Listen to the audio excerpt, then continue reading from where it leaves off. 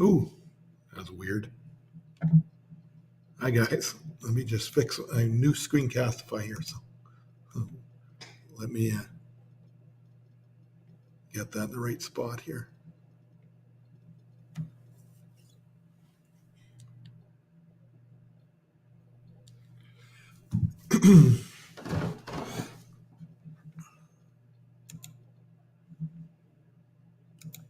Shrink that down.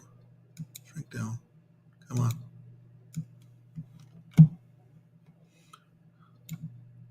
Kind of weird, eh? Sorry guys, they got a new screencastify update here. I just popped it open on the same screen that I was using there, so you got that weird effect there.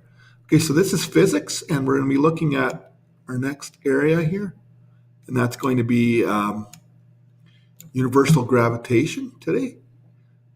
There we go. I'm just adjusting this here. I'm going to actually give me a couple seconds here to adjust it here because that's new. There we go. Just want to slide that over a little bit more yet. Okay, that should be good. Okay, so what are we up to today? Well, today is day number 9 in our fields unit, and we're done the electric fields and the electrostatic stuff. Did a really quite short assignment there, hand in 6-question one, and I'm going to do gravitational fields, and then there's also magnetic fields as well. So there'll be another short assignment. I'm going to do a couple short ones this unit, and we're going to be looking at today in physics. We're going to be looking at universal gravitation. So we're going to talk about Isaac Newton, Henry Cavendish, and Cavendish experiment, and the universal gravitational basic universal gravitational equation that Newton came up with, and Cavendish's way of measuring the constant for that. And that's basically what we're going to do. So let's outline that.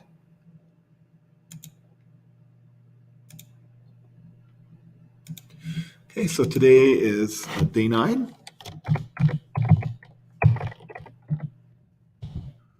This is universal.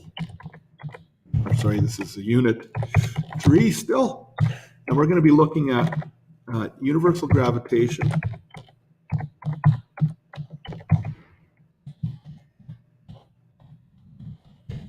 And that's, we're going to be looking at universal gravitation.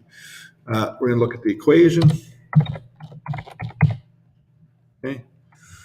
And examples.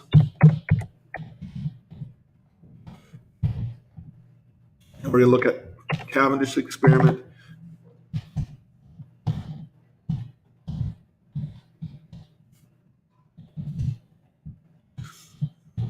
Talk about it a little bit. Cavendish experiment is basically being used to find G. Actually, when he did it, he wanted to find the mass of the Earth, and he never really found G with it, but which is a constant of universal gravitation. But later on, his apparatus and his thoughts were used to find that. And I guess that's probably all we're going to look at this morning in this area. So let me just shrink this down. So let's start off by looking at universal gravitation.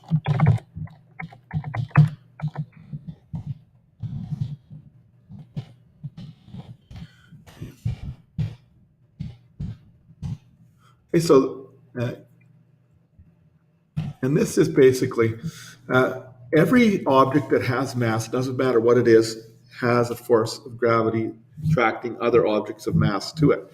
So for example, I have me and my phone here have some force of gravity between us. Now the reason that it doesn't get attracted to me and stick to me or anything like that is because there are other objects, there's forces of friction, there's other objects that are greater, much greater. In fact, I'm sitting on the Earth, it trumps everything in terms of size. So it has a much greater attraction of gravity towards me. Okay, so, but everything that has mass has a force of gravity.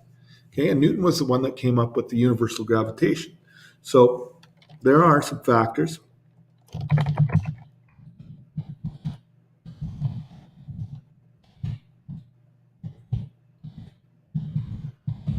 Size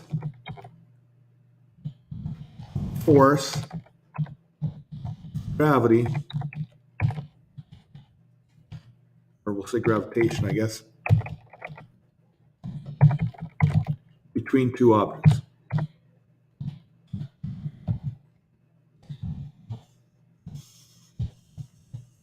Okay, what are these factors? Well, the first factor is the size of the masses.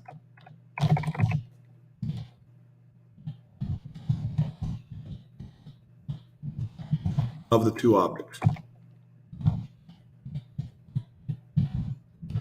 Okay, bigger the mass, the bigger the force of gravity.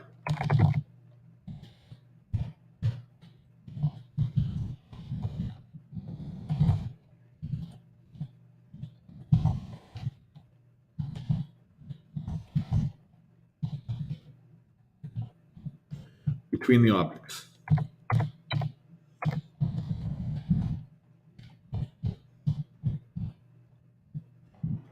Okay. Okay, and the other factor is distance.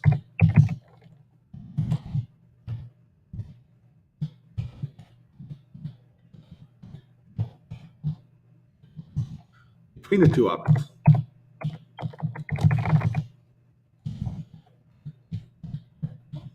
Okay, the farther apart they are, the smaller the force of gravity.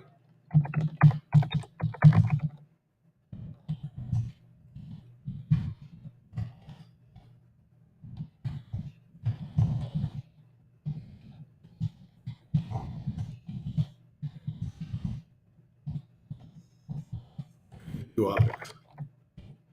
Okay, so this is inversely proportional.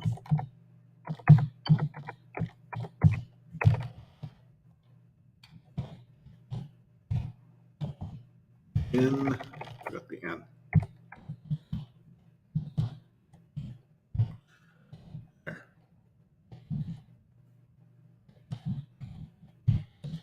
And it's actually to the square. Distance.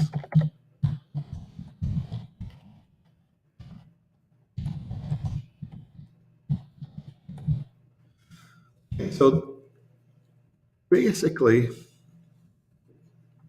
if you're looking at why it's inversely proportional to the square of the distance, as things get farther and farther apart,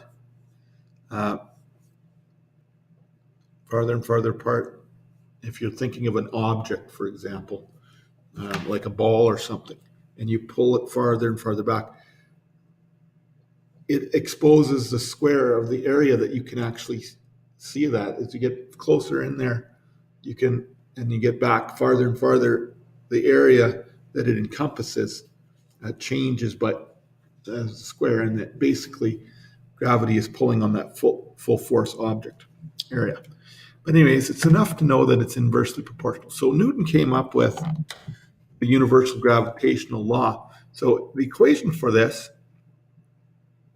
okay, he knew that it was the masses of the objects and the distance was proportional to the force of gravity. However, he didn't know what the universal gravitational constant was at the time. Okay, in 1670, whatever, when he did it, 1670 sometime.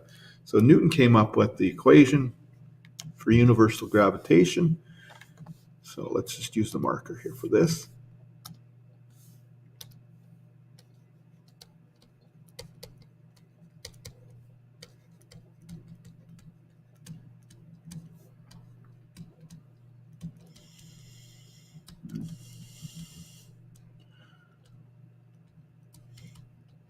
So he came up with force of gravity is proportional. He knew that was proportional to the two masses, and he knew that was proportional to the distance squared, but he needed some constant, which they called capital G in there, to make the calculation work. And we had the mass of the first object, the mass of the second object, and this was all divided by the distance, which they used as a radii, squared. So in Newton's time, they did not know G. They didn't know what it was. So this was the force of gravity.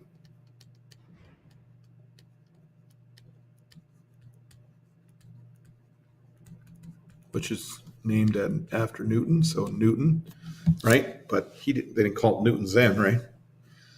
Okay, this is the universal gravitational constant. Oops, let me spell that a little better than that.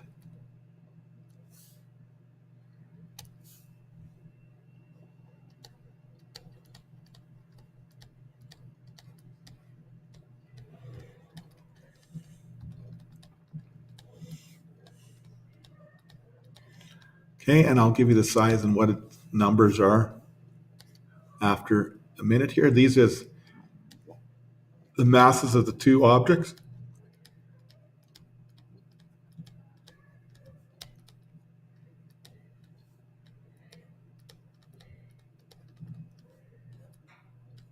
Kilograms. And this is the distance between the two objects in meters.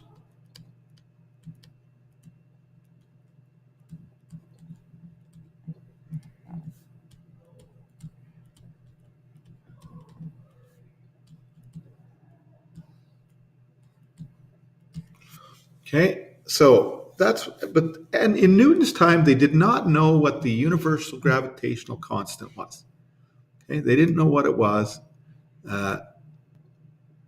Okay, it was not discovered by Newton. He only knew proportionality. So G was 6.67 times 10 to the negative 11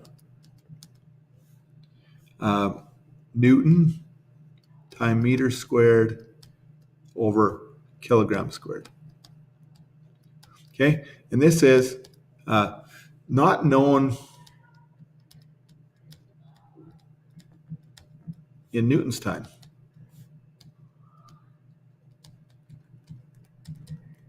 Okay, they only knew proportionalities. They only knew that it was proportional to mass and distance. Okay, they didn't know what the constant was. And some guy called Henry Cavendish figured it out. He didn't actually set out to figure out the universal gravitational constant. He actually was trying to measure the mass of the Earth. So he set up an experiment to find the mass of the Earth, and they used his setup and his apparatus to calculate what the constant was. Okay, so we're going to talk about him before we do any examples here. So, Cavendish experiment.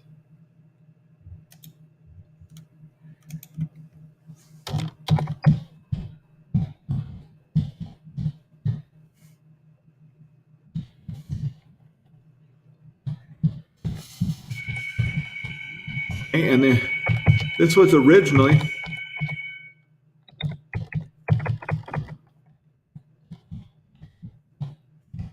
designed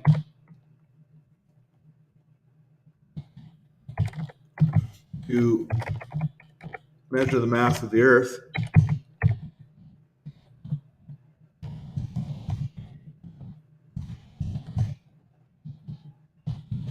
Later,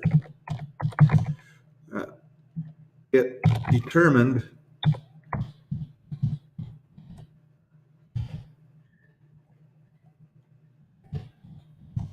the size of G, and the gravitational constant. So what he did, so I'm going to draw this. I'm going to draw this to the, hopefully my best of my ability here. Oops, not that one. I got to.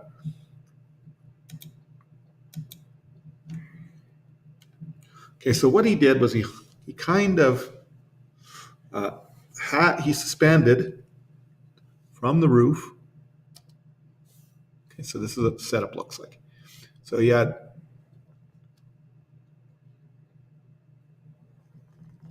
this is the roof area. Okay, and he even built a great big box around it with little holes in it to observe, so that there was no air currents or anything. And he had a really, he tried to eliminate all the friction. So he had a wire here.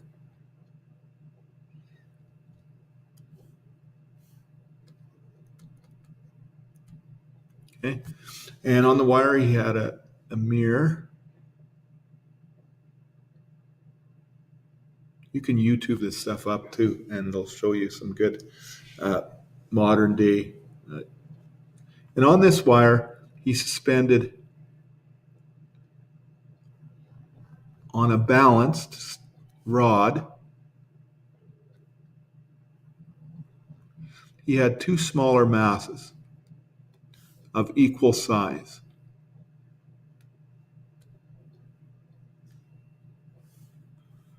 Okay, we'll call them little m's. Okay. Then what he did was in a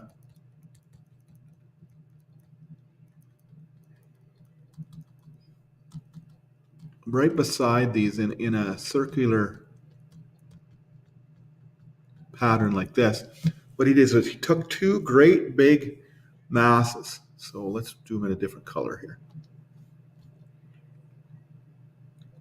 And he placed great big mass, and these were equal distances apart, one on this side and one on this side. So this one would attract this one would attract. The bigger masses would attract the smaller mass to it, right?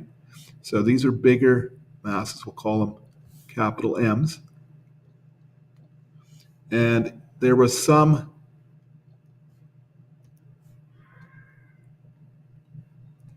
distance between the centers of the masses. Okay, and what happened was, and then on the wall here,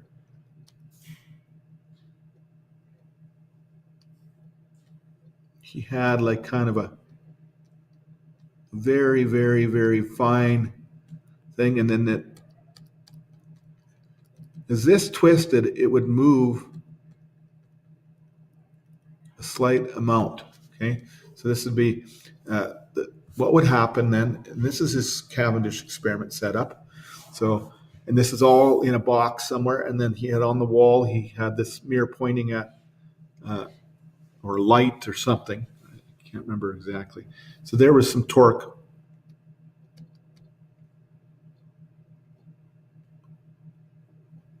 on this wire caused by the force of gravity. So there would be a force of gravity between these two objects. Actually, it would be pulling towards the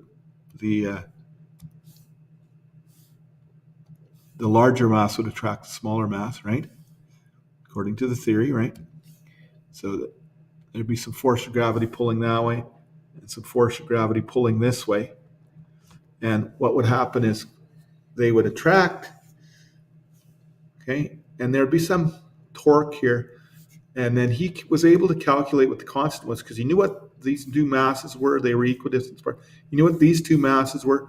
And then he would be able to calculate how much force he had based on the coefficient of friction on the wire and the torque, that how far it twisted, and some complex math type stuff. Not really that complex, but some more complex math type stuff like that deals with radians and amount of turn and angles and things like that. So, but anyways, it's enough to know that he was able to calculate by measuring how much this thing had twisted or how much torque. He would find the torque force, and then that force he would know, and then he could calculate what the force is there. Then he would go that force in there, the mass, the other mass, these two masses, over the distance that he knew, and then he could calculate G. Okay, and that's what they did. Remember, Henry Cavendish did not find the value of G. He did not discover it. His experiment did. Later on, somebody looked at it and kind of said, oh, we can use this to find the universal gravitational constant. What he originally did with it, he was a real brilliant guy, an English guy, is he originally wanted to measure the mass of the Earth. And that's what he was doing with it, and he did that successfully. But in this, about 100 years, well, not 100 years, but a few years after that, later on, he had passed away and stuff, somebody else repeated his experiments, did it with some more modern equipment, like the 1800s or something like that. I'm not 100% sure. And he was able to figure out the universal gravitational constant. So on YouTube, there's a few things we can watch, and I've found one here that I'll pop up here and kind of how it works. Let me just pause here and get things set up, and then we will take a look at that in a second. Okay, here's a picture of it, and this is just a YouTube video. And okay, you can see that there's the crossbar. I didn't draw this part with the two metals on it, but there's a crossbar. There's the wire that's hanging down that's got the torsional balance. There's the two small ones there that's on that wire, and then these two bigger ones are on this crossbar here. And I'm just going to let this guy explain it here. It takes about 3 minutes, okay? And it'll give you an idea what he did for his experiment, Cavendish experiment. Okay, so let's just pop the video. There's a few more on there as well if you want to check it out on your own. Gravitational constant, Cavendish method. Newton observed that the constituent of the universe is bound together by gravitational forces and put forth the law, universal law of gravitation. The law states that every particle in this universe attracts every other particle with a force that is directly proportional to the product of the masses and inversely proportional to the square of the distance between them. The mathematical representation of this law is F is directly proportional to m1 m2 by d square. F is equal to g m1 m2 by d square, where g is the constant of proportionality called universal gravitational constant. Henry Cavendish, an English physicist and chemist, calculated the value of gravitational constant. He found the value of g using a torsion balance. A torsion balance has a crossbar PQ suspended from the ceiling of a chamber. The crossbar can be rotated about a vertical axis as shown here. Two lead spheres, C and D, are suspended from the ends of the crossbar using metallic rods.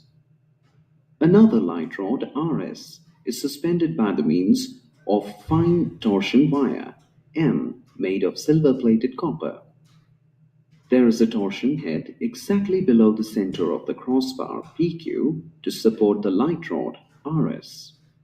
From the ends of RS, two smaller spheres A and B are also suspended so that the centers of C, A, B, and D are coplanar.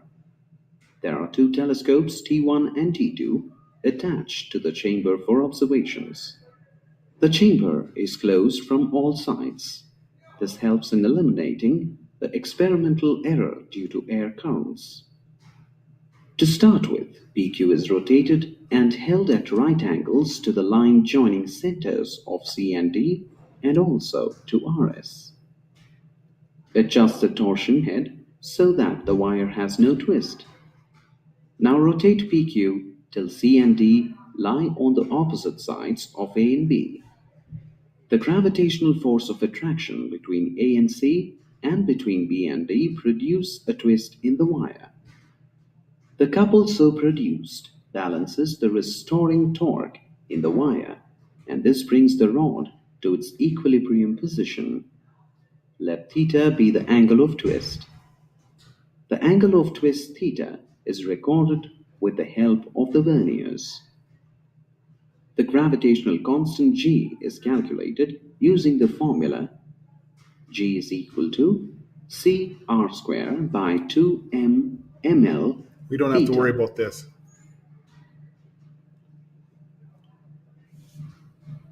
Okay, so basically that's his setup for his experiment. We'll just close that off. So that gives you an idea. We don't have to worry about the geometric calculation of it, but it gives us a representation of, let's close that down. It gives us a representation of what he did to calculate the constant, which he didn't do. So obviously this roof rod, these two big masses should have been attached to it there as well. But we can imagine it that way. Okay, so that's Cavendish experiment. So that led to the discovery of the proportionality constant or the universal gravitational constant. And so what we'll do then is we'll just look at a few examples of its use. So the important thing here is to remember the kind of the general setup for Cavendish's experiment, and then how to use the universal gravitational law. So let's do a couple examples of that here. It's about 25 minutes in, so we'll do a few examples. So flip the page here, and I will just set myself up here, so get my example page. Let's do a couple examples.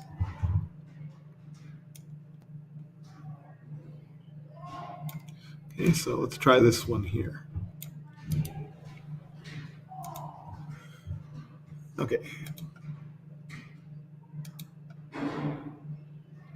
Okay, so using the universal gravitation, we'll paste it in here. Okay, what is the force of traction between Colin and 65 kilograms and a cup of fresh beverage coffee, which is 0.55 kilograms, which is only 70 centimeters away from him?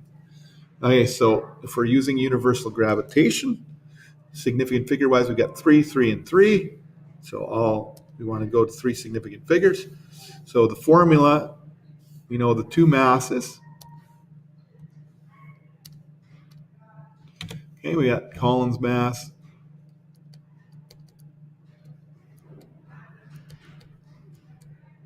Kilograms, I was going to put grams there, that'd be pretty small.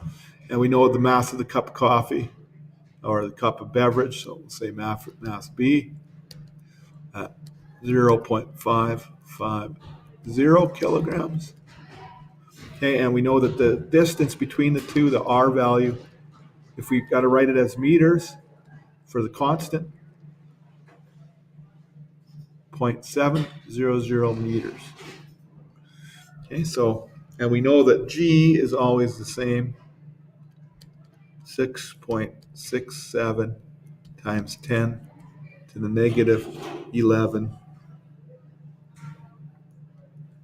Okay, and that is, what was it there again? Newtons per meter squared per kilogram squared.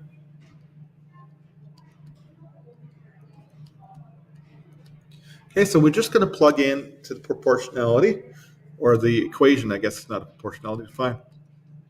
Force of gravity. So 6, well, we should probably write it out because that's on the other page. G MC M B divided by R squared. So we have to be careful with using scientific notation and do it properly. When we're doing it, make sure we don't use the multiply sign in there unless we're actually multiplying, okay?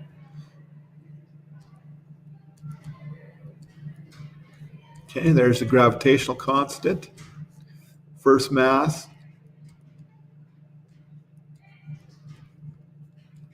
Oops, what am I doing? That's the radius. The mass is 5. Can't read my own writing up there. 0.550 kilograms for the beverage, and then for the person, 65.0 kilograms, all divided by 0.700 meters squared. Okay, so let's take our calculator out, crunch these up.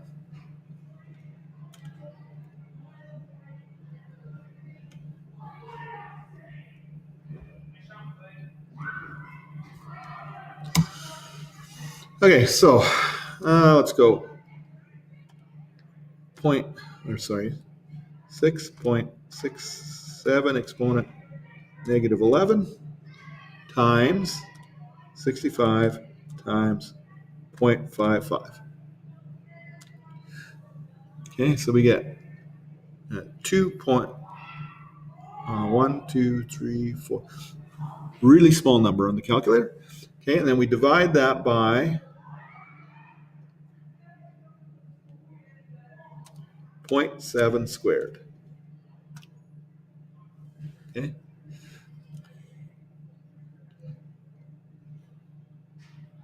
Oops. Let me do that again. I put in the wrong number. 6.67 exponent negative, I put in 11 for some reason instead of negative 11, times 0.55 times 6.5. There we go. Divided by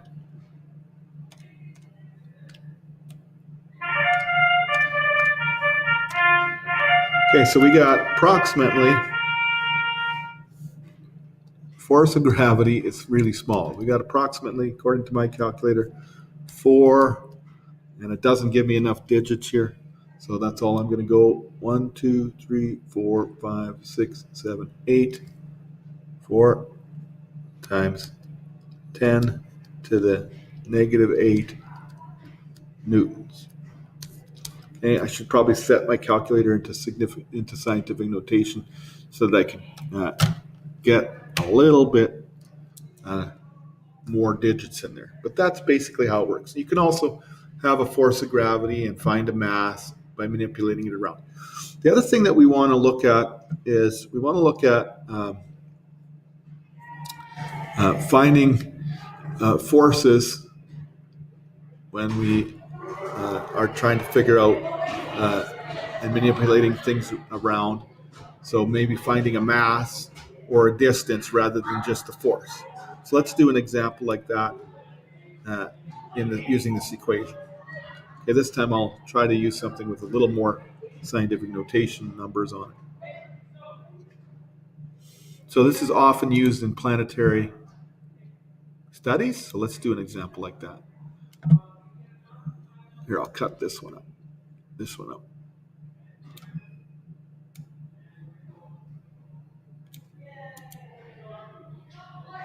Let's put it up here. All right, so here's one. Oop, this one's a little bit. Well, it looks like I'm going to have to type it in. It's all messed up. All right, so what is the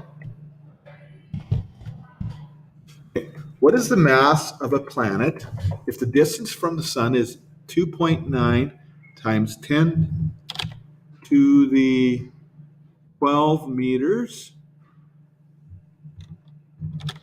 I'll have to raise that up, so let me do that. The force of attraction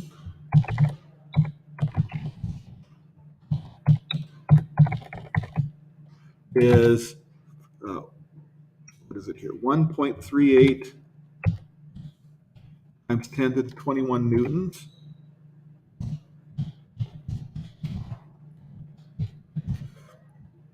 And the mass of the sun, given, what is the force of attraction of a planet when the distance from the sun is that much meters, the force of attraction is that much newtons, and the mass of the sun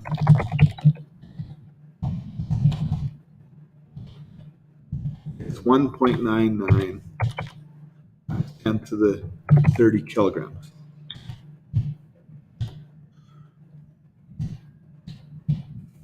All right, so let's get these into scientific notation. So this is good typical question that uses a lot of scientific notation in it. So you have to be careful with your calculator.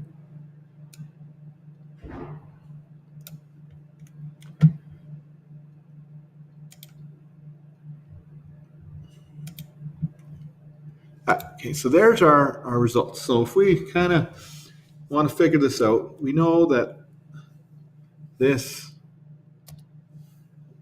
mass of the planet is unknown. That's what we're trying to find. The mass of the sun is given to us 1.99 times 10 to the 30 kilograms. Okay, the distance from the sun is given to us as 2.90 times 10 to the 12 meters. And the force of attraction, or the force of gravity between the sun and the planet, is given to us at 1.38 times 10 to the 21 newtons. And we know that G equals 6.67 times 10 to the negative 11 Newton meters squared kilograms squared. Okay, so that's our variable set. So let's do a rearrangement rather than plug it in and then rearrange. Let's go Fg equals G times the mass of the planet times the mass of the sun divided by R squared. Okay, so let's first multiply by R. Let's isolate the mass of the planet, okay? So we're going to we're going to multiply by R squared first. So this is going to be Fg times R squared equals G MP MS. Okay, so now we want to isolate the mass of the planet, so we have to divide by G and divide by the mass of the sun.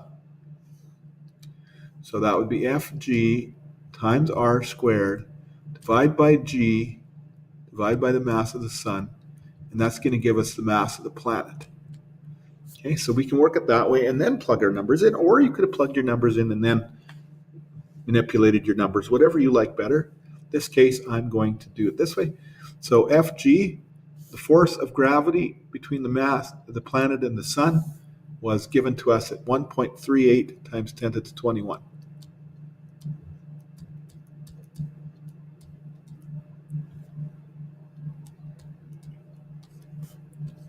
Okay, R squared, that would be 2.90 times 10 to the 12 squared. Okay, all divided by 6.67 times 10 to the negative 11 times mass of the sun, 1.99 times 10 to the 30. Okay, this one here is Newton meter squared kilograms squared. So one of the kilograms is going to cancel out the Newton. Sorry, this is newtons. What am I doing? That's a force, right? Newtons. The newtons are going to cancel out, and the meters squared are going to cancel out. Okay, so we take our calculator out to work this through.